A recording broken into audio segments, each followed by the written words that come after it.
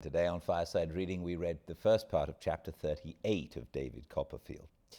So we already know how hard David's working for Dora. With Dora as his inspiration, he is doing his job in the Commons to learn how to become a proctor. In the mornings and the evenings, he's going to Dr. Strong, and also he's learning shorthand.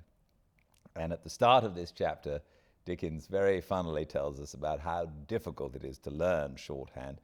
And they end up having fake parliamentary debates with Traddles reading out of a parliamentary book with speeches to Aunt Betsy and Mr. Dick in the living room of their house. David is pulling his hair out. It's so difficult, but it's a very funny little picture that Dickens draws.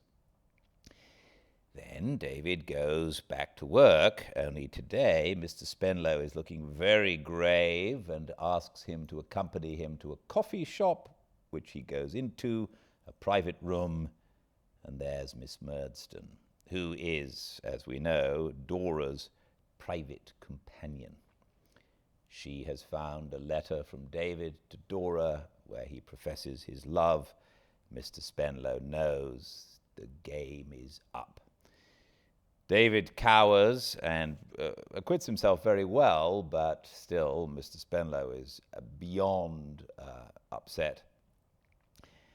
As we would expect, Miss Murdstone is loving this and is filled with all her vitriol, but David ends up being told he can no longer have any interest in Dora. He mentions her by her Christian name, and Mr. Spenlow says that he can't do that. He says he's engaged to her, and Mr. Spenlow blows a gasket.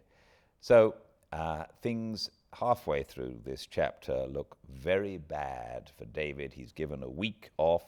Surprisingly, Mr. Spenlow doesn't fire him, but I suppose he can't. The money's already been paid for him to be articled. David goes off for a week. We'll find out what he does with that week tomorrow, same time and place, 5 Pacific at Fireside Reading on Instagram, and all the chapters are uploaded to the YouTube channel, along with this synopsis. Fireside Reading.